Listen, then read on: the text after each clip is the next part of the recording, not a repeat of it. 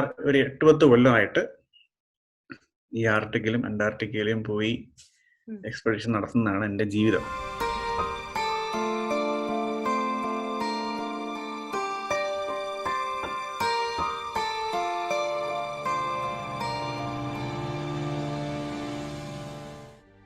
നമസ്കാരം, good evening. This is me Donna from hit 96.7 FM. നമ്മൾ ഇപ്പോൾ റൈറ്റ് നൗ ഫേസ് ചെയ്തുകൊണ്ടിരിക്കുന്ന ഒരു കൈൻഡ് ഓഫ് ലോക്ക്ഡൗൺ, പാൻഡമിക് കാരണമുള്ള ഒരു ലോക്ക്ഡൗൺ ആണ് നമ്മളെല്ലാവരും അനുഭവിച്ചുകൊണ്ടിരിക്കുന്നത്. പക്ഷേ ലൈഫിൽ ഇടയ്ക്കിടയ്ക്ക് ഈ ലോക്ക്ഡൗണും ഈ ഐസൊലേഷൻസ് ഒക്കെ ഫേസ് ചെയ്യുന്ന ഒരു വ്യക്തിയെ ഞാൻ നിങ്ങളിപ്പോൾ പരിചയപ്പെടുത്തി തരാൻ പോവാണ്. Actually he's been to the north pole and south pole വെറും ഒരു 16 തവണ, പിന്നെ ഒരു 76 കൺട്രീസ് യാത്ര ചെയ്തിട്ടുണ്ട്. He's been up and around, going around the world, doing a lot of things for the world actually. അപ്പോൾ ഞാനായിട്ട് കൂടുതൽ പറയുന്നതിന് പകരം let me first introduce you to Dr. Vishnu Nandan. Welcome, Doctor. അപ്പോൾ ഡോക്ടറിനെ കുറിച്ച് പറയാനായിട്ടുണ്ടെന്നുണ്ടെങ്കിൽ ആക്ച്വലി ഞാൻ നേരത്തെ പറഞ്ഞ പോലെ I have a set of things, descriptions about you here. Doctor ഒരു റിമോട്ട് സെൻസിങ് സയന്റിസ്റ്റ്, അല്ലെങ്കിൽ വേണമെങ്കിൽ ഒരു കുറച്ചും കൂടെ സിമ്പിൾ ആക്കി പറയുകയാണെന്നുണ്ടെങ്കിൽ ഒരു പോളാർ സയന്റിസ്റ്റ്. സോ ഡോക്ടർ ഇപ്പൊ കറന്റ്ലി ഒരു എക്സ്പെഡിഷൻ കഴിഞ്ഞ് തിരിച്ച് വീട്ടിലെത്തിയതേ ഉള്ളൂ. ബട്ട് ആ എക്സ്പെഡിഷനെ കുറിച്ച് കൂടുതൽ എക്സ്പ്ലെയിൻ ചെയ്യുന്നതിന് മുന്നേ can we actually go rewind back and see where you started from? നാട്ടിൽ എവിടെയാണ്? അവിടെ നിന്ന് തുടങ്ങാം. ഞാൻ ട്രിവാൻഡ്രംകാരനാണ്. ഞാൻ ട്രിവാൻഡ്രത്ത് ക്രൈസ്തറിലാണ് പഠിച്ചത്. അവിടെ നിന്ന് പഠിച്ച് പിന്നെ SCT Shri Chithra Thirunal college of എഞ്ചിനീയറിംഗിൽ നിന്ന് 2008 ഇലക്ട്രോണിക്സ് ആൻഡ് കമ്മ്യൂണിക്കേഷൻ എഞ്ചിനീയറിംഗ് പാസ്സായി. അതായത് ബിടെക്കാരനാണ്. ശരിക്കും എൻ്റെ ബാക്ക്ഗ്രൗണ്ട് എന്ന് പറയുന്നത് ബിടെക് ആണ്. അത് പാസ്സായി. പിന്നെ എല്ലാ പിള്ളേർക്കും കിട്ടുന്ന പോലെ 7ാമത്തെ സെമസ്റ്ററിൽ എനിക്കും ജോലി കിട്ടി. ടാറ്റ കൺസൾട്ടൻസി സർവീസസിൽ ജോലി കിട്ടി. അങ്ങനെ അവിടെ ജോയിൻ ചെയ്തു. ജോയിൻ ചെയ്തൊരു 8 മാസം ഞാൻ ബെഞ്ചിരുന്നു, ജോലിയൊന്നും ഇല്ലായിരുന്നു. അപ്പൊ അവരെന്നെ ചവിട്ടി വെളിയിലാക്കുന്നതിന് മുമ്പ് ഞാൻ റിസൈൻ ചെയ്തു. എന്നിട്ട് വീട്ടുകാരടുത്തൊന്നും പറയാണ്ട് ഞാൻ വീട്ടിൽ പോയി. അച്ഛനും അമ്മയും ഇങ്ങനെ മുഖത്തോട് മുഖം നോക്കിയിരുന്ന് എന്തിനാ ഇങ്ങനെയൊക്കെ ചെയ്ത് വെച്ചിട്ട് വീട്ടിലെന്നെ കയറ്റി.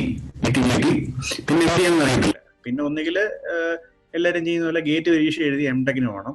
അതല്ല എങ്കിൽ നമ്മുടെ നാട്ടിൽ ഇപ്പൊ ചെയ്യുന്ന പോലെ ബിടെക് കഴിഞ്ഞ് നേരെ ബാങ്ക് കോച്ചിങ്ങിന് പോയി ഒന്നുകിൽ ബാങ്ക് ഓഫീസർ ആവും, അതല്ലെങ്കിൽ സെൻട്രൽ ഗവൺമെന്റ് പരീക്ഷ എന്തെങ്കിലും എഴുതി അങ്ങനെ എന്തെങ്കിലും ജോയിൻ ചെയ്യും. അങ്ങനെയാണ് ഞാനും വിചാരിച്ചിരുന്നത്. അങ്ങനെ ഇരിക്കെ ഞാൻ പരീക്ഷകളെല്ലാം എഴുതി, ഗേറ്റിന് പ്രിപ്പയർ ചെയ്തു. ഗേറ്റ് കിട്ടിയില്ല, വളരെ മോശമായി പെർഫോം ചെയ്ത്, അത് ഗേറ്റ് കിട്ടിയില്ല. പിന്നെ ഒരു 4-5 മാസത്തിനിടയിൽ 10-60 എക്സാംസ് എഴുതി. എല്ലാ വീക്കെൻഡും ഡൽഹി, ബോംബെ, കൽക്കട്ട എന്നൊക്കെ പറഞ്ഞ് ചുമ്മാ യാത്ര ചെയ്ത് പരീക്ഷകൾ എഴുതി. പലതും കിട്ടി, പലതും കിട്ടിയില്ല. ഞാൻ അവസാനം ഇസ്രോന്റെ ഇന്ത്യൻ സ്പേസ് ഏജൻസിയുടെ അവർക്ക് MSc പ്രോഗ്രാം ഉണ്ട്, അതിന് ഞാൻ അപ്ലൈ ചെയ്തു. ആ എൻട്രൻസിന് എങ്ങനെയോ കിട്ടിപ്പറ്റി. എൻ്റെ കുരുട്ട് ഭാഗ്യത്തിന് ആ പ്രോഗ്രാം ജോയിൻ ചെയ്ത ദിവസത്തിനുള്ളിൽ എനിക്ക് യൂറോപ്പിൽ ഒരു ഫെലോഷിപ്പ് കിട്ടി. അങ്ങനെ ഞാൻ യൂറോപ്പിലേക്ക് ചാടി. അങ്ങനെയാണ് ഞാൻ ശരിക്കും ഇന്ത്യ വിടുന്നത് 2010 ആദ്യം. അങ്ങനെ ഞാൻ ഒരു ഫെലോഷിപ്പ് കിട്ടി. അങ്ങനെ ഞാൻ നെതർലൻഡ്സിൽ പോയി. അപ്പോൾ എൻ്റെ MSc പ്രോഗ്രാം എന്ന് പറയുന്നത് നേരത്തെ ഡോണ പറഞ്ഞ പോലെ റിമോട്ട് സെൻസിങ് എന്ന പരിപാടിയാണ്. അതായത് സാറ്റലൈറ്റ് ഇമേജസ് വഴി എങ്ങനെ ഭൂമിയിലെ ഫീച്ചേഴ്സ് ഒക്കെ മോണിറ്റർ ചെയ്യാം. അങ്ങനെയാണ് നെതർലൻഡ്സിൽ പോയി. ആദ്യത്തെ എൻ്റെ റിസർച്ച് ശരിക്കും ഫോറസ്ട്രിയിലായിരുന്നു. അതായത് ഈ റഡാർ സാറ്റലൈറ്റ്സ് യൂസ് ചെയ്ത് എങ്ങനെ ഫോറസ്റ്റിന്റെ ഹൈറ്റ് എസ്റ്റിമേറ്റ് ചെയ്യാം, ഒരു മരത്തിന്റെ ഹൈറ്റ് എങ്ങനെ എസ്റ്റിമേറ്റ് ചെയ്യാം, അതായിരുന്നു ആദ്യത്തെ പരിപാടി. ആമസോൺ റെയിൻ ഫോറസ്റ്റ് ആയിരുന്നു അല്ലേ? ആമസോൺ റെയിൻ ഫോറസ്റ്റിന്റെ, പിന്നെ സുന്ദർബൻസ്, അതായത് നമ്മുടെ ഇന്ത്യയിലെ ലോകത്തിലെ ഏറ്റവും വലിയ കണ്ടൽക്കാടും ലോകത്തിലെ ഏറ്റവും വലിയ റെയിൻ ഫോറസ്റ്റുമായ സുന്ദർബൻസ്. പിന്നെ ആമസോണിലുമായിരുന്നു എൻ്റെ ഫീൽഡ് വർക്കും പിന്നെ റിസർച്ചും ഒക്കെ. അപ്പോൾ അപ്പോഴത്തേക്കും ഒരു പ്രത്യേകം ഫീൽഡായി. അപ്പോൾ എഞ്ചിനീയറിംഗിൽ നിന്ന് മാറി പിന്നെ ജിയോഗ്രഫിയിലേക്ക് ചാടുവാണല്ലോ. അങ്ങനെയാണ് ഈ ഫീൽഡിലേക്ക് ഞാൻ വരുന്നത്. അപ്പോഴും ഞാൻ ശരിക്കും പോളാർ റിസർച്ചിലേക്കൊന്നും ഞാൻ കോൺസെൻട്രേറ്റ് ചെയ്തിട്ടില്ല. ഇതെങ്ങനെയെങ്കിലും ആവട്ടെ എന്ന് വിചാരിച്ച് ഈ മാസ്റ്റേഴ്സ് കംപ്ലീറ്റ് ചെയ്തു. 2 കൊല്ലത്തെ മാസ്റ്റേഴ്സ് 1.5 കൊല്ലം കൊണ്ട് കംപ്ലീറ്റ് ചെയ്തു. പക്ഷെ എൻ്റെ ഭാഗ്യം പിന്നെ മാറി. അപ്പൊ നമ്മുടെ തലയിൽ വരച്ച വര മാറത്തില്ലല്ലോ. അങ്ങനെ ഞാൻ മാസ്റ്റേഴ്സ് കംപ്ലീറ്റ് ചെയ്യുന്നതിന് മുന്നേ എനിക്ക് ജർമ്മനിയിൽ പഴയ ഒരു പോളാർ സയന്റിസ്റ്റ് ഉണ്ട്, ആൽഫ്രഡ് വെഗ്നർ എന്ന് പറഞ്ഞിട്ട്, കോണ്ടിനെന്റൽ ഡ്രിഫ്റ്റ് തിയറി ഒക്കെ പറഞ്ഞ ഒരാളാണ്. കോണ്ടിനെന്റ്സ് മൂവ് ചെയ്യുന്നു എന്ന് പ്രപ്പോസ് ചെയ്ത ഒരു സയന്റിസ്റ്റ് ആണ്. പുള്ളിക്കാരൻ ജീവിച്ചിരിപ്പില്ല. പുള്ളിക്കാരൻ്റെ ഒരു റിസർച്ച് ഇൻസ്റ്റിറ്റ്യൂട്ട് ഉണ്ട് ജർമ്മനിയിൽ, AWI എന്ന് പറയും, AWI. അവിടെ എനിക്ക് റിസർച്ച് അസോസിയേറ്റ് കിട്ടി. അങ്ങനെയാണ് ഞാൻ ഫോറസ്ട്രി സൈഡിൽ നിന്ന് പൊളാർ സൈഡിലേക്ക് ചാടുന്നത്. അവിടെ ഇരുന്നാണ് ശരിക്കും അന്റാർട്ടിക് ഐസ് ഷെൽഫ്സിലേക്ക് അതിനെപ്പറ്റി പഠിക്കുകയും. അപ്പൊ എന്തായാലും സൗത്ത് പോളില് പറ്റി പഠിക്കും, പിന്നെ നോർത്ത് പോളിനെ പറ്റി പഠിക്കണമല്ലോ. അങ്ങനെയാണ് അവിടെ നിന്ന് ചാടി ആ റിസർച്ച് അസോസിയേറ്റ്ഷിപ്പ് കഴിഞ്ഞ് നേരെ മാസ്റ്റേഴ്സ് കഴിഞ്ഞ് നേരെ PhDക്ക് ജോയിൻ ചെയ്യുന്നത്. അങ്ങനെ സൗത്ത് പോളിൽ നിന്ന് ചാടി പിന്നെ നോർത്ത് പോളിലേക്കായി. അങ്ങനെ കാനഡയിലേക്ക് മൂവ് ചെയ്ത് കഴിഞ്ഞ ഒരു 6-7 കൊല്ലമായിട്ട് കാനഡയിൽ തന്നെയാണ്. ഒരു PhD കഴിഞ്ഞു. ഇപ്പോൾ ഞാൻ പോസ്റ്റ് ഡോക്ടറൽ റിസർച്ച് ചെയ്യുന്നു. അതിപ്പോൾ എൻ്റെ 2ാമത്തെ പോസ്റ്റ് ഡോക്കാണ്. ട്രാൻസ്ഫോർമേഷൻ എന്ന് പറയുന്നത് ശരിക്കും എഞ്ചിനീയറിംഗിൽ നിന്ന് ഒട്ടും പ്രതീക്ഷിക്കാണ്ട് ജിയോഗ്രഫിക്കലിലേക്ക് ചാടി. അപ്പം നമ്മളൊക്കെ ശരിക്കും we come from that part of the world where ആരും സ്നോയി വയസ്സും കണ്ടിട്ടില്ലല്ലോ. അങ്ങനെയൊക്കെ നോക്കുമ്പോൾ തലവരെയാണ്. But that's interesting, doctor. I was kind of figuring out. അതായത് ഈ ലോകത്തിലെ തന്നെ ഈ ക്ലൈമറ്റ് ചേഞ്ചും ഗ്ലോബൽ വാർമിങ്ങും ഒക്കെ തന്നെ ഈ ആർട്ടിക് പോളിലാണല്ലോ. അതാണോ അതിലെ കീ ഒരു റിസോഴ്സ് എന്ന് പറയുന്നത് അവിടുന്ന് അല്ലേ? സത്യമാണോ? അതെ. ഇപ്പൊ ഈ ശരിക്കും ആർട്ടിക്കിൾ ഉണ്ടാകുന്ന ഇപ്പൊ നമ്മുടെ നാട്ടിൽ നമ്മളിപ്പോ പേപ്പർ കത്തിക്കുന്നതും ഈ കാട്ടുതീ ഉണ്ടാകുന്നതും പിന്നെ ഈ മറ്റേ നമ്മുടെ നോർത്ത് ഇന്ത്യയിലൊക്കെ ഫോർ എക്സാമ്പിൾ ഈ ഹാർവെസ്റ്റിംഗ് കഴിഞ്ഞ് കഴിഞ്ഞാൽ ഈ പാടങ്ങൾ കത്തിക്കുമ്പോൾ അതിൽ നിന്നുണ്ടാകുന്ന ഒരുപാട് എമിഷൻസ് ഉണ്ടാവും. അത് ശരിക്കും നമ്മൾ വിചാരിക്കും അത് കത്തി കഴിഞ്ഞു കഴിഞ്ഞാൽ വേറെ കുഴപ്പമൊന്നുമില്ല. പക്ഷെ ആ പാർട്ടിക്കിൾസ് ഒക്കെ ശരിക്കും അന്തരീക്ഷത്തിൽ പറന്നു കിടന്ന് അറ്റ്മോസ്ഫിയറിൽ പറന്ന് അത് എവിടെയെങ്കിലും പോയി ഡെപ്പോസിറ്റ് ചെയ്യും. കൂടുതലും ഡെപ്പോസിറ്റ് ചെയ്യുന്ന ശരിക്കും ഈ ആർട്ടിക് സർക്കിൾ, ഈ നോർത്ത് പോളിലെയും ഈ ആർട്ടിക് റീജിയൻസിലുള്ള ഗ്ലേഷ്യേഴ്സ് അല്ലെങ്കിൽ പെർമഫ്രോസ്റ്റ് അല്ലെങ്കിൽ സീ ഐസ്, അതായത് കടലിലുണ്ടാകുന്ന ഐസ് അവിടെയൊക്കെ പോകാനാണ് ഡെപ്പോസിറ്റ് ചെയ്യുന്നത്. അപ്പൊ ഇതൊക്കെ ശരിക്കും ബ്ലാക്ക് കാർബൺ എന്ന് പറയും. അപ്പൊ ശരിക്കും ഇതൊക്കെ ബ്ലാക്ക് ബോഡി പാർട്ടിക്കിൾസ് ആണ്. സൺലൈറ്റ് കൂടുതൽ ഈ പാർട്ടിക്കിൾസ് അബ്സോർവ് ചെയ്യും. അപ്പൊ എന്തിട്ട് കഴിഞ്ഞാൽ പെട്ടെന്ന് മെൽറ്റ് ചെയ്യും, ഐസ് ക്യാപ്സ് ഒക്കെ മെൽറ്റ് ചെയ്യും. അപ്പൊ ആർട്ടിക്കിൽ ഉണ്ടാകുന്ന ചേഞ്ചസ് ശരിക്കും അഡ്വേഴ്സ് ആയിട്ട് ഉണ്ടാകുന്ന ചേഞ്ചസ് ശരിക്കും നമുക്ക് നമ്മുടെ നാട്ടിലുള്ളവർക്ക് ശരിക്കും അതിന്റെ ഇരട്ടിയാണ് അതിന്റെ ഇമ്പാക്ട് എന്ന് പറയുന്നത്. അപ്പോൾ ഈ ആർട്ടിക്കിലും അന്റാർട്ടിക്കയിലും സെയിം ആണ്. പക്ഷെ ഏറ്റവും കൂടുതൽ ചേഞ്ചസ് നടക്കുന്ന ആർട്ടിക്കിലാണ്. കാരണം ഈ യൂറോപ്യൻ കോണ്ടിനെന്റും പിന്നെ നോർത്ത് അമേരിക്കൻ കോണ്ടിനെന്റും പിന്നെ നമ്മുടെ നാട് ഏഷ്യയൊക്കെ അവിടെ നിന്നുള്ള ഈ കാർബൺ എമിഷൻസ് ഒക്കെ കൂടുതലും എഫക്ട് ചെയ്യുന്നത് ആർട്ടിക്കൽ എക്കോസിസ്റ്റത്തിലാണ്. Talk about your ഏറ്റവും ലേറ്റസ്റ്റ് ആയിട്ടുള്ള എക്സ്പെഡിഷൻ, അതായത് മൊസൈക്ക്. ഈ ലോകത്തിലെ തന്നെ ഏറ്റവും ലാർജസ്റ്റ്, ഹിസ്റ്ററിയിലും ഏറ്റവും ലാർജസ്റ്റ് ആയിട്ടുള്ള ആർട്ടിക് ബേസ്ഡ് ആയിട്ടുള്ള റിസർച്ച് എക്സ്പെഡിഷൻ ആണ്. So tell me more about it. What are you doing that's extremely important? Tell us why you're doing what you're doing. So mosaic എന്ന് പറയുന്നത് ഒരു ഇന്റർനാഷണൽ ആർട്ടിക് ഡ്രിഫ്റ്റ് എക്സ്പെഡിഷൻ ആണ്. അങ്ങനെയാണ് അതിനെ term ചെയ്തിരിക്കുന്നത്. അപ്പൊ ഞാനൊരു റിമോട്ട് സെൻസിങ് സയന്റിസ്റ്റ് ആണ്. അതായത് ഞാൻ നേരത്തെ പറഞ്ഞ പോലെ സാറ്റലൈറ്റ്സും പിന്നെ ഈ സർഫസിൽ യൂസ് ചെയ്യുന്ന സെൻസേഴ്സ് യൂസ് ചെയ്ത് എങ്ങനെ ഈ ഗ്രൗണ്ട് ഫീച്ചേഴ്സ് മോണിറ്റർ ചെയ്യാം. അപ്പൊ എന്റെ റിസർച്ച് ശരിക്കും സീ ഐസിലാണ്. അതായത് ഈ വിന്റർ സമയത്ത് ഈ ആർട്ടിക്കിലും അന്റാർട്ടിക്കയിലും സൂര്യൻ ഒരു 6 മാസത്തേക്കില്ല. ആ സമയത്ത് ഓഷ്യൻ കടൽ ഫ്രീസ് ചെയ്ത് ഐസ് ആവും. അതിനാണ് സീ ഐസ് എന്ന് പറയുന്നത്. ഈ സീ ഐസിന്റെ തിക്നെസ്, അതായത് സീ ഐസ് എത്രമാത്രം കട്ടിയാണെന്നുള്ളത് അളക്കുന്നതാണ് എൻ്റെ മെയിൻ റിസർച്ച്. സാറ്റലൈറ്റ് യൂസ് ചെയ്തിട്ടാണെങ്കിലും ഗ്രൗണ്ട് ബേസ്ഡ് സെൻസേഴ്സ് യൂസ് ചെയ്തിട്ടാണെങ്കിലും. ഈ മൊസൈക്ക് എന്ന എക്സ്പെഡിഷൻ 1 കൊല്ലം നീണ്ടു നിൽക്കുന്ന എക്സ്പെഡിഷൻ. അത് കഴിഞ്ഞ കൊല്ലം സെപ്റ്റംബറിൽ തുടങ്ങി ഈ കൊല്ലം ഒക്ടോബറിൽ തീരുന്ന ഒരു എക്സ്പെഡിഷനാണ്. ഈ നടക്കുന്ന സൈക്കിളിൽ സീ ഐസിൽ എന്തൊക്കെ മാറ്റങ്ങൾ ഉണ്ടാവുന്നു ഞാൻ പഠിച്ചുകൊണ്ടിരിക്കുന്നത്. അപ്പൊ എന്റെ ജോലി, ഞാനിപ്പോ കഴിഞ്ഞ നവംബറിൽ പോയി ഈ കൊല്ലം ഏപ്രിൽ ഫസ്റ്റ് വീക്കിൽ ഞാൻ തിരിച്ചെത്തി. അതായത് സൂര്യൻ ഇല്ലാത്ത സമയത്ത് ആ 4 മാസം ഇരുട്ടായിരുന്നു. ഒരുപാട് ഈ ആർട്ടിക്കിളിൽ ഉണ്ടാകുന്ന സ്റ്റോംസ്, അതായത് ഈ കൊടുങ്കാറ്റ് കാരണം ഈ സീ ഐസ് ഒക്കെ ബ്രേക്കപ്പ് ആയി പോകും. സീ ഐസ് ബ്രേക്കപ്പ് ആയി കഴിഞ്ഞാൽ ശരിക്കും ഈ ഓഷ്യൻ ശരിക്കും എക്സ്പോസ്ഡ് ആവും. അപ്പൊ എന്ത് പറ്റുമെന്ന് പറഞ്ഞു കഴിഞ്ഞാൽ ഐസ് ഫോർമേഷൻ പിന്നെയും ഒത്തിരി പാടാവും. അപ്പൊ അതൊക്കെ പഠിക്കാനായിരുന്നു ഞാൻ പോയത്. അപ്പൊ ശരിക്കും കാനഡയെ റെപ്രസെന്റ് ചെയ്ത് ഞാൻ പോയി. കാനഡയിലുള്ള 4 യൂണിവേഴ്സിറ്റീസിന്റെ അവരുടെ ഫണ്ടിങ്ങോട് കൂടിയാണ് ഞാൻ ശരിക്കും ഈ എക്സ്പെഡിഷന് പോയത്. അതൊരു നല്ല എക്സ്പീരിയൻസ് ആയിരുന്നു. ഈ ഓരോ തവണയും എക്സ്പെഡിഷന് പോകുമ്പോ അത് ഒരു തരം ലോക്ക്ഡൌൺ, ഒരു തരം ഐസൊലേഷൻ തന്നെയല്ലേ? 24 മണിക്കൂർ ഡാർക്ക്നെസ് എന്ന് പറയുമ്പോ അതെങ്ങനെയാ മാനേജ് ചെയ്യുന്നത്? അത് ഈ ചില സമയത്ത് ഞാൻ പോകുമ്പോ 24 മണിക്കൂറും സൺലൈറ്റ് ഉണ്ടാവും, സൂര്യപ്രകാശം കാണും. മാർച്ച് മുതൽ ഒരു ഓഗസ്റ്റ് വരെ സൂര്യൻ എപ്പോഴും കാണും. ഇപ്പൊ ഞാൻ കഴിഞ്ഞ തവണ പോയത് നവംബർ മുതൽ ഏപ്രിൽ വരെയാണ്. അപ്പൊ സൂര്യൻ ഇല്ലായിരുന്നു. അപ്പോ നമ്മുടെ ബോഡി ഫിസിക്കലി പിന്നെ ഇമോഷണലി സൈക്കോളജിക്കലി അതിന്റെ എഫക്ട്സ് അതിന്റെ ഇമ്പാക്ട്സ് ഒത്തിരി ഡിഫറെന്റ് ആണ്. നമ്മൾ പൊതുവെ നമ്മുടെ ഡെയിലി ലൈഫ് എന്ന് പറഞ്ഞു കഴിഞ്ഞാൽ രാവിലെ എണീക്കും, സൂര്യൻ വെളിയിൽ ചാടുമ്പോൾ രാവിലെ എണീക്കും, ആഹാരം കഴിക്കും, ഉച്ചയാകുമ്പോൾ സൂര്യൻ ഉച്ചയിലായിരിക്കും, ഉച്ചയുടെ മുകളിലായിരിക്കും.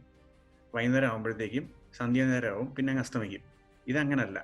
ഇത് രാവിലെ എണീക്കുമ്പോഴും രാത്രി, ഉച്ചയ്ക്കും രാത്രി, വൈകുന്നേരവും രാത്രി, രാത്രിയും രാത്രി. അപ്പോൾ ആ ഒരു നമ്മുടെ ശരീരത്തിലെ ആ ഒരു ബയോളജിക്കൽ ക്ലോക്ക് കംപ്ലീറ്റ്ലി അങ്ങ് മാറും.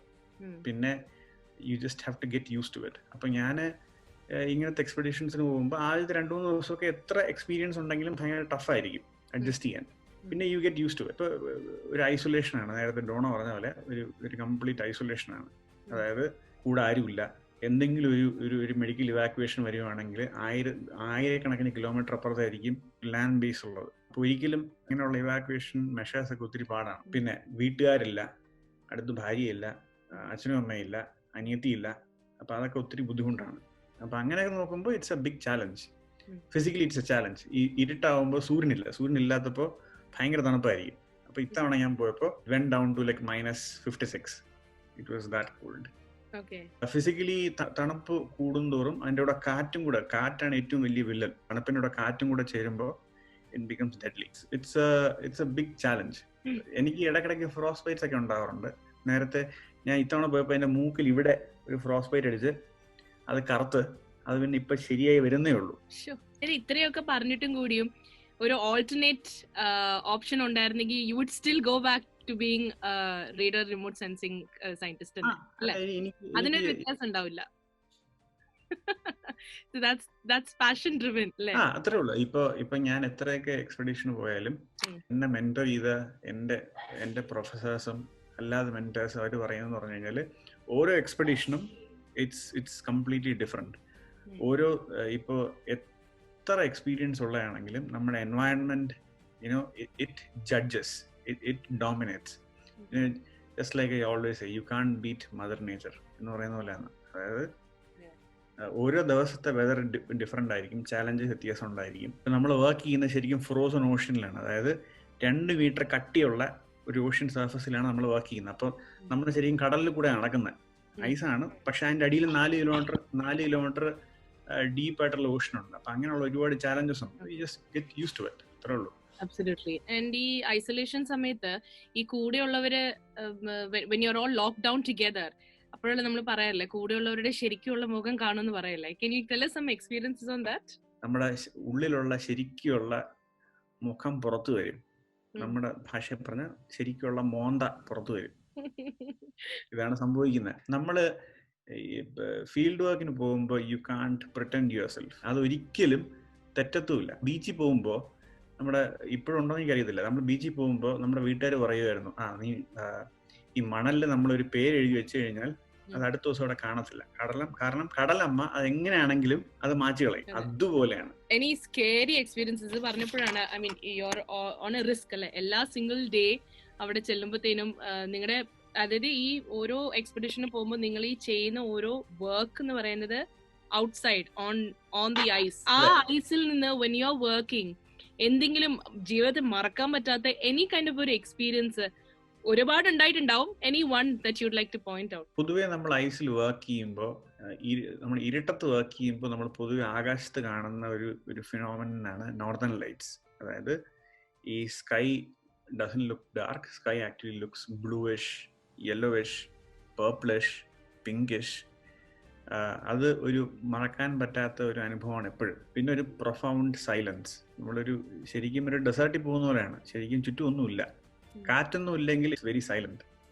ഇനി അഡ്വഞ്ചറസ് ആയിട്ട് ചിന്തിക്കുകയാണെങ്കിൽ മറക്കാൻ പറ്റാത്ത അനുഭവങ്ങൾ എന്ന് പറയുന്നത് ഈ പൊളാർ ബെയറിന്റെ ഈ ധ്രുവക്കരടി, അതെപ്പോഴും നമുക്ക് ഒരു പ്രെഡേറ്ററാണ്. എപ്പോഴും നമ്മൾ കണ്ണും കാതും എപ്പോഴും നോക്കി നിൽക്കേണ്ട ഒരു മൃഗമാണ് ശരിക്കും. അങ്ങനെ ഒരുപാട് എൻകൗണ്ടേഴ്സ് ഉണ്ടായിട്ടുണ്ട്. പിന്നെ പൊതുവെ കൂടെ വരുന്നവർക്കൊക്കെ കടലിലേക്ക് വീഴുകയോ അതൊക്കെ സ്ഥിരം ഉണ്ടാകാറുള്ള ഒരു പ്രക്രിയയാണ്. നമ്മളൊക്കെ ഫ്ലോട്ടേഷൻ സ്യൂട്ടൊക്കെ ഇടുകയാണെങ്കിൽ പോലും ഈ ഐസിനിടയിൽ ക്രാക്സ് ഉണ്ടായി. ക്രാക്കിന്റെ അപ്പുറത്തിപ്പുറത്തും വെള്ളമാണല്ലോ, അപ്പോൾ വെള്ളത്തിൽ വീഴുന്ന എക്സ്പീരിയൻസ് ഒക്കെ ഒത്തിരി ഉണ്ടായിട്ടുണ്ട്. അതിന്റെ ഒരു ചാലഞ്ച് എന്ന് പറഞ്ഞു കഴിഞ്ഞാൽ, വെള്ളത്തിൽ വീണ് കഴിഞ്ഞാൽ പെട്ടെന്ന് നമ്മുടെ ശരീരം തണുക്കും, ഹൈപ്പോതെർമിയൊക്കെ വന്ന് ഒത്തിരി ബുദ്ധിമുട്ടാണ് തന്നെ. പക്ഷെ അതൊക്കെ ആ സമയത്ത് ഹാൻഡിൽ ചെയ്യുന്ന ഒരു ചാലഞ്ച് തന്നെയാണ്, അഡ്വഞ്ചറസ് തന്നെയാണ്. പിന്നെ അവിടെ പോകുന്ന തന്നെ, ഇപ്പൊ ആർട്ടിക്കിലും അന്റാർട്ടിക്കയിലും പോകുന്നത് തന്നെ ഒരു ചാലഞ്ചാണ്. ഈ ഒരു ഇയർ ലോങ് പോകുന്ന ഈ ഒരു എക്സ്പെഡിഷൻ അതില് ഏകദേശം ഒരു 300ഓളം സയന്റിസ്റ്റുകളുണ്ട് അല്ലെ? ആ 300 സയന്റിസ്റ്റില് you are the only Indian. അതെ. ഓക്കെ, ആ ഇന്ത്യൻ സയന്റിസ്റ്റ് എന്ന ഒരു ഇതിൽ വെച്ച് what have you done for the team on board? നമ്മുടെ നോർത്ത് പോളിൽ നിന്ന്, അതായത് ജിയോഗ്രഫിക് നോർത്ത് പോൾ, അതായത് ഭൂമിയുടെ ഉച്ചിയിൽ നിന്ന് ഏകദേശം 150ഓളം കിലോമീറ്റർ താഴെ വരെ ഈ കപ്പൽ ഡ്രിഫ്റ്റ് ചെയ്തു. ഡ്രിഫ്റ്റ് ചെയ്ത് കഴിഞ്ഞാൽ കപ്പൽ മൂവ് ചെയ്യും ഈ ഐസിന്റെ കൂടെ. അപ്പൊ ആ സമയത്ത് 2 ദിവസം ഈ കപ്പലിന്റെ ക്യാപ്റ്റന്റെ പെർമിഷനോട് കൂടി I was allowed to cook Indian food. അത് 2 ഡിന്നർ കുക്ക് ചെയ്തു. ആദ്യത്തെ ദിവസം എന്താ ഉണ്ടാക്കി കൊടുത്തേ? ആദ്യത്തെ രാത്രി വെജ് ഫ്രൈഡ് റൈസും പിന്നെ ടോഫു സാഗ്, അതായത് ഈ ചീര യൂസ് ചെയ്തിട്ടുള്ള ചീരയും ടോഫും. പനീർ അല്ലാത്തതുകൊണ്ട് ടോഫു വെച്ച് അഡ്ജസ്റ്റ് ചെയ്യേണ്ടി വന്നു. രണ്ടാമത്തെ രാത്രി ഒരു പുലാവ് പോലുള്ള റൈസും അതിൻ്റെ കൂടെ ബേക്ക് ചെയ്ത് തന്തൂരി ചിക്കനും പിന്നെ ഫിഷ് ഫ്രൈ. ഇത് എത്ര പേർക്ക് വേണ്ടിയാണ് ഉണ്ടാക്കി കൊടുത്തിരുന്നത്? 100 പേർക്ക്. അതായത് 64 സയന്റിസ്റ്റിനും പിന്നെ കപ്പലിലുള്ള 36 ക്രൂവിനും. എനിക്ക് ഏറ്റവും ഇഷ്ടപ്പെട്ടെന്ന് പറഞ്ഞാൽ അപ്രീസിയേഷൻ ആയിട്ട് കപ്പലിലെ ക്യാപ്റ്റൻ ഒരു ബുക്ക് തന്നു. ബുക്കില് എഴുതി, അതായത് വളരെ നന്ദി, it was delicious. Northern most Indian dinner ആയിരുന്നു ശരിക്കും. 88 ഡിഗ്രി നോർത്ത് ലാറ്റിറ്റ്യൂഡിൽ ആയിരുന്നു സംഭവിച്ചത്. അപ്പൊ അതിന് ലോക റെക്കോർഡ് വേണ്ടതാണ്, എന്നാലും പോട്ടെ, കുഴപ്പമില്ല. അവരൊന്നും അവരുടെ ലൈഫിൽ മറക്കാത്തൊരു ഇന്ത്യൻ ഡിഷ് ആയിരിക്കും അത്. അതെ അതെ, അവരെ കൊണ്ട് ആഹാരം കഴിപ്പിച്ച് ശിക്ഷ കൊടുത്തു. എന്നെ കൊണ്ട് അത്രയൊക്കെ പറ്റൂന്നല്ലേ ഡോക്ടർ? ഞാനൊരു ഐ റെഡ് സം സേസ് ഇതുപോലെ ഡോക്ടറും വേറെ കുറെ സയന്റിസ്റ്റും കൂടി യു ഗൈസ് ഹാഡ് പ്രെഡിക്റ്റഡ് 2017 ഒരു സംഭവം പ്രെഡിക്റ്റ് ചെയ്തായിരുന്നു. അതായത് ഈ നോർത്ത് പോളിലെ ഐസ് മെൽറ്റ് ചെയ്യും earlier than what it is expected. Can you tell me a little bit about that? എന്റെ ഒരു ഗ്രൗണ്ട് ബ്രേക്കിംഗ് റിസർച്ച് ശരിക്കും സയൻസിലും മീഡിയയിലൊക്കെ വന്നെന്ന് പറഞ്ഞു കഴിഞ്ഞാൽ അതിനൊരു തിയറി ഉണ്ട്. അതായത് ഈ ഞാൻ നേരത്തെ പറഞ്ഞ പോലെ ഈ വിന്റർ സമയമാകുമ്പോൾ ഈ ഓഷ്യൻ ഈ ഐസ് ആവും. ഈ ഐസ് എന്ന് പറയുന്നത് ഫ്രഷ് വാട്ടർ ഐസ് അല്ല, സെലൈൻ, ഉപ്പ് രസം നിറഞ്ഞ ഐസാണ്. ഈ ഐസിന്റെ മുകളിലാണ് ശരിക്കും സ്നോ വീഴുന്നത്. അപ്പോൾ ഈ സ്നോ എന്ന് പറയുന്നത് നമ്മുടെ ഐസ്ക്രീം ക്യാൻഡി പോലെയാണ്. ഐസ്ക്രീമിൽ വെള്ളം ഒഴിച്ച് കഴിഞ്ഞാൽ ഐസ്ക്രീം കംപ്ലീറ്റ് അങ്ങ് അബ്സോർവ് ചെയ്യും. അതുപോലെയാണ് സ്നോയും. ഈ സ്നോ ഐസിൽ വീണ് കഴിയുമ്പോൾ ഈ ഐസിലുള്ള ഈ എല്ലാ ഈ സോൾട്ട് പാർട്ടിക്കിൾസ് എല്ലാം ഈ സ്നോ അബ്സോർവ് ചെയ്യും. അപ്പോൾ സ്നോയും ഭയങ്കര ഉപ്പ് രസം നിറഞ്ഞതാവും. ഇനി ഈ സാറ്റലൈറ്റ് ഇതിന്റെ മുകളിൽ കൂടെ പറന്ന് ഈ മെഷർ ചെയ്യുമ്പോൾ, ഈ സ്നോയിന്റെയും ഐസിന്റെയും തിക്നെസ് മെഷർ ചെയ്യുമ്പോൾ സംഭവിക്കുന്നതെന്ന് പറഞ്ഞു കഴിഞ്ഞാൽ ഈ സാറ്റലൈറ്റ്സിന് ശരിക്കും ഈ ഉപ്പ് രസമുള്ള സാധനങ്ങളൊന്നും ഇഷ്ടമല്ല. അപ്പൊ എന്ത് പറ്റുമെന്ന് പറഞ്ഞു കഴിഞ്ഞാൽ ഈ സാറ്റലൈറ്റ്സ് അയക്കുന്ന ഈ സിഗ്നല് അങ്ങ് കംപ്ലീറ്റ്ലി പെനിട്രേറ്റ് ചെയ്യത്തില്ല. ഈ ഐസിന്റെ കട്ടി നിറഞ്ഞ ആ ഭാഗം കംപ്ലീറ്റ്ലി പെനിട്രേറ്റ് ചെയ്തല്ല. അപ്പൊ എന്ത് പറ്റുമെന്ന് പറഞ്ഞു കഴിഞ്ഞാൽ ശരിക്കും 5 മീറ്റർ ആയിരിക്കും ഐസിന്, പക്ഷെ അത് കാണിക്കുന്നത് ചിലപ്പോ 7 മീറ്റർ ആയിട്ടാ കാണിക്കും. അപ്പൊ എന്ത് പറ്റുമെന്ന് പറഞ്ഞു കഴിഞ്ഞാൽ നമുക്ക് തോന്നും ഐസിന് ഒത്തിരി കട്ടിയാണെന്ന്, ഒത്തിരി തിക്കാണെന്ന് തോന്നും. പക്ഷെ ശരിക്കും അങ്ങനല്ല, ഐസിന്റെ തിക്നെസ് ഒത്തിരി കുറവാണ്. അപ്പൊ ഞാൻ ചെയ്തെന്ന് പറഞ്ഞു കഴിഞ്ഞാല് ഈ ആസ്പെക്ട്, അതായത് സെലിനിറ്റി എന്നൊരു ആസ്പെക്ട്, അത് എററായിട്ട് അക്കൗണ്ട് ചെയ്ത് അതിനെ ക്വാണ്ടിഫൈ ചെയ്ത് അതിനൊരു വാല്യൂ ഇട്ട് നമ്മൾ പിന്നെ മോഡൽ ചെയ്തപ്പോൾ കണ്ടെന്ന് പറഞ്ഞു കഴിഞ്ഞാല് ശരിക്കും ക്ലൈമറ്റ് മോഡൽസ് പ്രൊഡിക്ട് ചെയ്യുന്നത് 2070 കൂടി ഈ ആർട്ടിക്കില് ഇതെല്ലാം മെൽറ്റ് ചെയ്യുന്നതാണ്. പക്ഷെ ഞാൻ കണ്ടുപിടിച്ചു അത് 2070 ആവണമെന്നില്ല, 2040 50 ആവാം. കാരണം ശരിക്കും സാറ്റലൈറ്റ് കാണിക്കുന്ന ഈ മെഷർമെന്റ് ശരിക്കും തെറ്റാണ് എന്ന് പ്രൂവ് ചെയ്തു. അത് പ്രൂവ് ചെയ്ത് അത് പത്രത്തിലും ഈ ന്യൂസ് മീഡിയയിലൊക്കെ വന്നു. അത് വലിയ കൊനിഷ്ടായി. കാരണം നമ്മൾ ശരിക്കും ഒരു സയൻസിനെതിരെ പോയി പ്രൂവ് ചെയ്ത പോലെയായി. അപ്പോൾ ഒത്തിരി ആക്യുലേറ്റ്സ് കിട്ടി, പക്ഷെ അതുപോലെ തന്നെ ക്രിറ്റിസിസം ഉണ്ടായി. പക്ഷെ അതിൻ്റെയൊക്കെ ഭാഗം, ജീവിതത്തിലെ ഭാഗമാണല്ലോ അതൊക്കെ. അങ്ങനെയാണ് ഞാൻ വിശ്വപ്രസിദ്ധനായ ധ്രുവശാസ്ത്രജ്ഞനായത് അതിനുശേഷം. നല്ല ഒരു കാര്യമല്ല, ഒരു കണ്ടുപിടുത്തം ഡോക്ടർ ഇത് ചെയ്തുകൊണ്ട് ഒരുപാട് പേര് കുറച്ചും കൂടി കെയർഫുൾ ആകണം എന്നുള്ളതാണല്ലോ അതിന്റെ അർത്ഥം.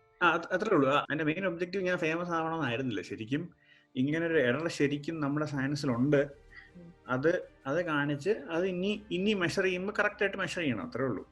Absolutely. And I know that for a fact that doctor ഇതുപോലെ ഈ പോയത് കൊറോണ ഇല്ലാത്ത സമയത്ത് തിരിച്ചു വന്നപ്പോൾ ദി എൻറ്റയർ വേൾഡ് ഈ പാൻഡമിക്കിൽ സ്റ്റക്കായി കിടക്കായിരുന്നു. നിങ്ങൾ ഓൺ ബോർഡിൽ ഇരുന്നപ്പോൾ ഇതൊന്നും അറിഞ്ഞില്ലായിരുന്നോ? അതായത് തിരിച്ചു വന്ന സമയത്താണോ ഇതൊക്കെ അറിഞ്ഞത്? Did you get any information? ശരി, എന്റെ ശരിക്കും ഞാൻ ഒരു ജർമ്മൻ കപ്പലിലായിരുന്നു. ജർമ്മൻ കപ്പലാണ് ശരിക്കും ഈ ഒരു കൊല്ലം കപ്പൽ ഈ ഐസ് കിടക്കുന്നത്. അപ്പൊ നമ്മളെ പിക്ക് ചെയ്യാൻ വരേണ്ടിയിരുന്നത് റഷ്യൻ കപ്പലായിരുന്നു. ആ റഷ്യൻ കപ്പല് ഫെബ്രുവരി വാലന്റൈൻസ് ഡേന്റെ അന്നായിരുന്നു വരേണ്ടിയിരുന്നത്. പക്ഷെ അവര് വന്നില്ല.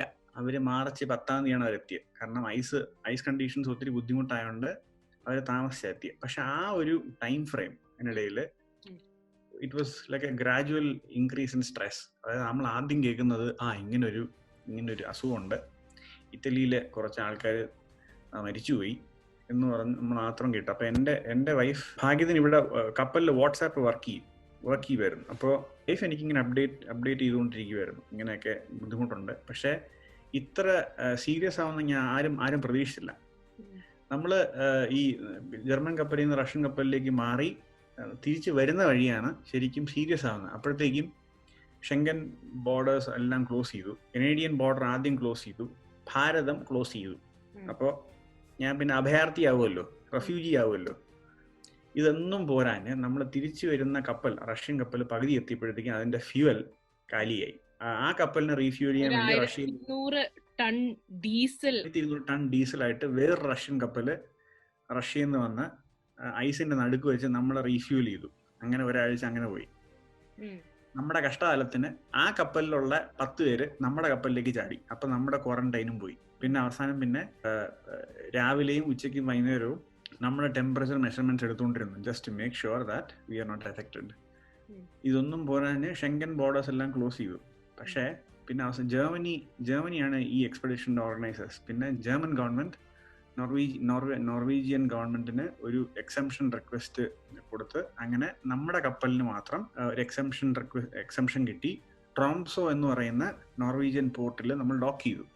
പക്ഷെ നോർവേ പറഞ്ഞു, ചേട്ടന് കാല് കുത്താൻ നോക്കൂല, കാല് കുത്തുന്നതിന് മുന്നേ പറന്ന് ജർമ്മനിക്ക് പോകണമെന്ന് പറഞ്ഞ് അവസാനം ജർമ്മനി നമുക്ക് വേണ്ടി ഒരു ചാർട്ടർ ഫ്ലൈറ്റ് വരുത്തിച്ച് നമ്മളെ ഷിപ്പിൽ നിന്ന് കാല് കുത്തിക്കാതെ നേരെ ഒരു ബസ് കയറ്റി, കപ്പലിൽ നിന്ന് ഒരു ബസ് കയറ്റി നേരെ ഈ ട്രോംസ് എയർപോർട്ടിൽ കൊണ്ടുപോയി ജർമ്മനിയിൽ ഇറക്കി. ജർമ്മനിയിൽ ടാർമാക്കിലാണ് ഇറക്കിയത്.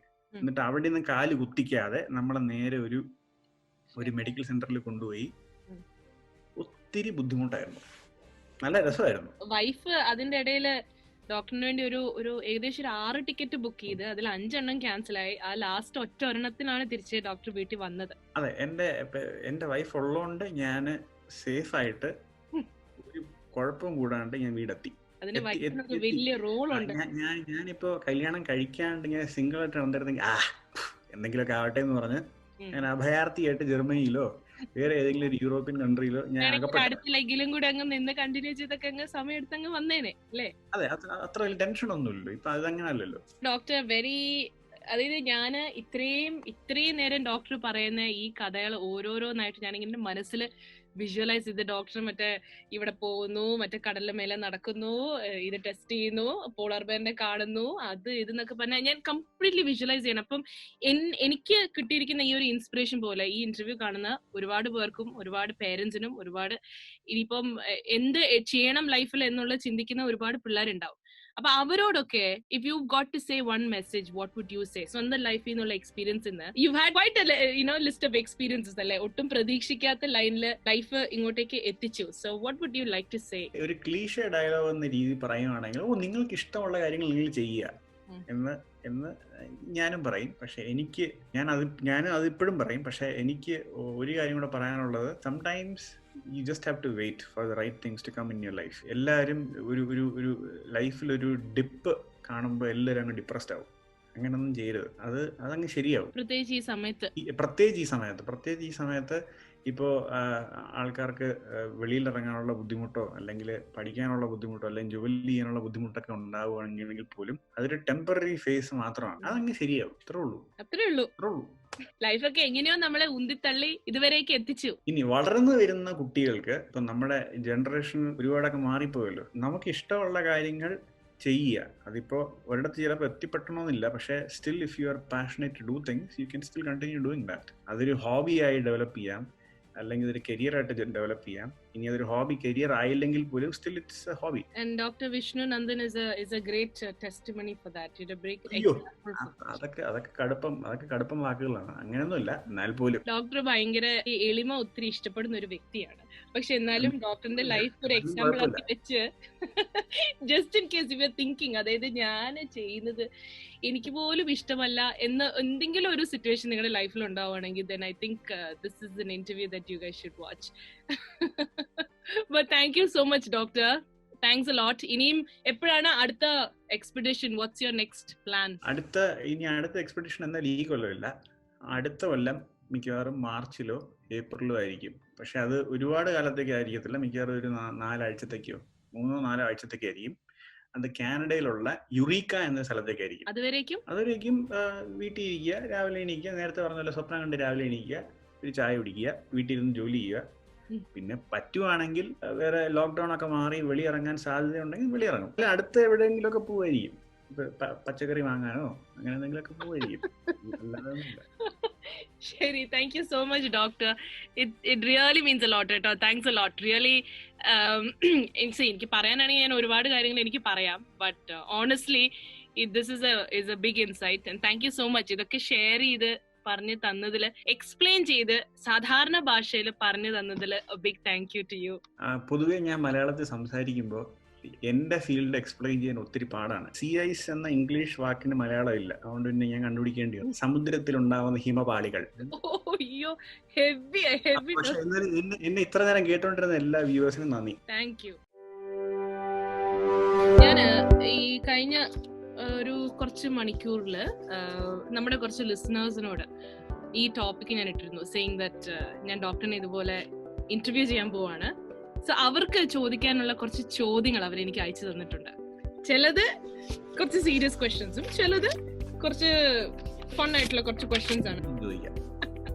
Difference from the first trip, അതായത് നോർത്ത് പോളിലേക്ക് ഡോക്ടർ ആദ്യം പോയപ്പോഴും ഇപ്പൊ അത് ഏറ്റവും ലേറ്റസ്റ്റ് ആയിട്ട് പോയപ്പോ ഡോക്ടർ എക്സ്പീരിയൻസ് ചെയ്തിട്ടുള്ള ഡിഫറൻസ് എന്താണ്? ഒരുപാട് മാറ്റങ്ങൾ ഉണ്ടായിട്ടുണ്ട്. അതായത് ഞാൻ ആദ്യമായിട്ട് പോകുമ്പോൾ ശരിക്കും ഈ സൂര്യൻ വെളിയിൽ ചാടി ഐസ് മെൽറ്റ് ചെയ്യുന്നത് ശരിക്കും ജൂലൈ ഓഗസ്റ്റ് ഒക്കെ ആവുമായിരുന്നു. ഇപ്പൊ അങ്ങനല്ല. ഇപ്പോ മെയ് ജൂൺ ആകുമ്പോഴത്തേക്കും തന്നെ ഐസ് അങ്ങ് മെൽറ്റ് ചെയ്യും over the past like 10 years. അപ്പൊ എന്ത് പറ്റുന്ന പറഞ്ഞാൽ ടൈമിങ് ഒരുപാട് മാറുമ്പോൾ ശരിക്കും നമ്മളെ അഡ്വേഴ്സ്ലി എഫക്ട് ചെയ്യും. ആർട്ടിക് ക്ലൈമറ്റ് മാത്രമല്ല, അതിന്റെ കോൺസിക്വൻസ് വരണം നമ്മളെ എഫക്ട് ചെയ്യും. അപ്പൊ അങ്ങനെ ഒരുപാട് വ്യത്യാസങ്ങളുണ്ടായിരുന്നു. What's the coolest thing about your work? 24 മണിക്കൂറും കമ്പ്യൂട്ടറിന് മുമ്പിൽ ഇരിക്കണ്ട ഒരു സാധാരണ മനുഷ്യൻ കാണാൻ ആഗ്രഹിക്കുന്നതും ചിലപ്പോൾ പറ്റാത്തതുമായ വിഷ്വൽസ് ആണ് ഞാൻ കാണുന്നത്. പോവാൻ പറ്റാത്ത സ്ഥലങ്ങളിൽ എനിക്ക് പോകാൻ പറ്റിയിട്ടുമുണ്ട്, ഇനിയും പൊയ്ക്കൊണ്ടിരിക്കും എന്നാണ് എനിക്ക് തോന്നുന്നത്. അതാണ് ഏറ്റവും coolest. What makes you get up in the morning? അയ്യോ, പുള്ളി മറ്റേ പാഷൻ ബേസ് ചെയ്തിട്ടായിരിക്കും ചോദിച്ചിരിക്കുന്നത്. ചിലപ്പോ സ്വപ്നം കണ്ടെണീക്കും. അതാണ് പൊതുവെ മിക്കപ്പോഴും സംഭവിക്കാറുള്ളത്. അങ്ങനെയാണ്, സ്വപ്നം കണ്ടെണീക്കും എല്ലാ ദിവസവും. ഞാൻ എല്ലാ ദിവസവും സ്വപ്നം കാണുന്ന ഒരാളാണ്. കൂടുതലാണല്ലോ സ്വപ്നം കാണുന്നത്. അത് മോശമായിട്ടുള്ളതും കാണാറുണ്ട്, നല്ലതും കാണാറുണ്ട്. എങ്ങനെയാണെങ്കിലും ഞാൻ രാവിലെ ഞെട്ടി എണീക്കും. അല്ലാതെ സൂര്യൻ വെളിച്ചാടി ഇനി നമുക്കൊരു ചായ കുടിക്കാം എന്ന് പറഞ്ഞാൽ എണീക്കാറില്ല ഞാൻ. Guys, this is Dr. Vishnu Nandan speaking, okay? Get ready, next question, sir. If ice floats, why is Antarctica at the bottom of the earth? നമ്മുടെ ഒരു ലിസണർ വെച്ചിട്ടുണ്ട്. അതായത് അത് ഗ്രാവിറ്റി കാരണമാണ്. ശരിക്കും ഭൂമിയുടെ ഗ്രാവിറ്റി കാരണമാണ് അത് ഒട്ടിയിരിക്കുന്നത്. അല്ലെങ്കിൽ വെളിയിലോട്ട് സ്പേസിലേക്ക് ഇങ്ങനെ ഉരുകി വീഴുമല്ലോ. പിന്നെ ഇപ്പൊ ഈ ഏറ്റവും ലാസ്റ്റ് ഡോക്ടർ കഴിഞ്ഞിട്ടുള്ള ഈ ഒരു എക്സ്പെഡിഷൻ മാർച്ചിൽ വരേണ്ടതായിരുന്നു. പക്ഷെ ഏപ്രിൽ ആയപ്പോഴാണ് തിരിച്ച് വീട്ടിലെത്തിയത്. കുറേയേറെ മറ്റേ പ്രൊസീജിയറും സംഭവങ്ങളൊക്കെ കാരണം യു കെയിം ഹോം ലേറ്റ്. പക്ഷെ ആ ഒരു തിരിച്ചു വരവുണ്ടല്ലോ, ആ ഒരു ജേർണി ബാക്ക് ഹോം ഒരുപാട് സ്ട്രെസ് ചെയ്യിപ്പിച്ചില്ലേ? എന്റെ കിളി പോയി എന്ന് പറയാം. തിരിച്ച് വീട്ടിലെത്തിയിട്ട് ചെയ്ത ഫസ്റ്റ് തിങ് എന്തായിരുന്നു? ആദ്യം ചെയ്ത കാര്യം, എന്റെ ഭാര്യ എനിക്ക് വേണ്ടി ചോറ്, ചിക്കൻ കറി, അത് വറുത്തരച്ച കോഴിക്കറി, ബീൻസ് തോന്നുന്നു, നാടൻ എല്ലാം തേങ്ങ അരച്ചിട്ടുള്ള എല്ലാ നാടൻ വിഭവങ്ങളും എനിക്ക് വേണ്ടി എൻ്റെ ഭാര്യ ഉണ്ടാക്കി തന്നു. അത് ഞാൻ വെട്ടി വിഴുങ്ങി.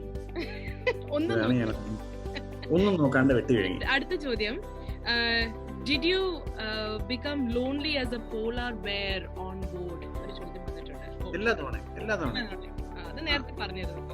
ഒരു പുതുമയല്ല, പുത്തരിയല്ല, പുതുമയല്ല. ഓക്കെ, ഇത് ലാസ്റ്റ് ചോദ്യമാണ്. ഈ ചോദ്യം ചോദിച്ചത് വസീം എന്ന് പറഞ്ഞൊരു നമ്മുടെ ഒരു ലിസണർ ആണ്. ഇത് വസീമിന് വേണ്ടിയുള്ള സ്പെഷ്യൽ ആൻസർ ആണ് ഡോക്ടർ തരാൻ പോകുന്നത്. നെക്സ്റ്റ് ടൈം എന്നെയും കൂട്ടാമോന്ന് ചോദിച്ചിട്ടുണ്ട്. എന്തെങ്കിലും കുറച്ച് റൂൾസ് റെഗുലേഷൻസ് പാലിക്കേണ്ടതായിട്ടുണ്ടോ അതോ? ആദ്യം ചെയ്യേണ്ടത്, ഇപ്പോ ഒരു ബുദ്ധിമുട്ടും ഇല്ലാതെ കൊറോണ എന്ന ഈ ക്രൈസിസ് ഓവർകം ചെയ്തു കഴിഞ്ഞു കഴിഞ്ഞാൽ ആദ്യം ചെയ്യേണ്ടത് ഒരു ഷെങ്കൻ വീസയോ ഒരു കനേഡിയൻ വീസയോ എടുക്കുക. എന്നിട്ട് നേരെ കാനഡയിലേക്ക് പോരുക. കാനഡയിലേക്ക് വന്നു കഴിഞ്ഞാൽ നമുക്ക് ചെയ്യാൻ പറ്റുന്ന ഒരു കാര്യം, ഒരു ഫ്ലൈറ്റ് ടിക്കറ്റ് ബുക്ക് ചെയ്ത് ഈ വസീമിനെയും കൂട്ടി നമ്മൾ ഒന്നുകിൽ കേംബ്രിഡ്ജ് ബേ, അല്ലെങ്കിൽ റെസല്യൂട്ട് ബേ, അല്ലെങ്കിൽ യുറീക്ക എന്ന് പറയുന്ന ഈ 3 കനേഡിയൻ ആർട്ടിക് കമ്മ്യൂണിറ്റീസ് ഉണ്ട്. അങ്ങോട്ടൊക്കെ ശരിക്കും പാസഞ്ചർ ഫ്ലൈറ്റ്സ് ഉണ്ട്, വല്ലപ്പോഴേ ഉള്ളൂ, എന്നാലും ഉണ്ട്. സിമ്പിൾ.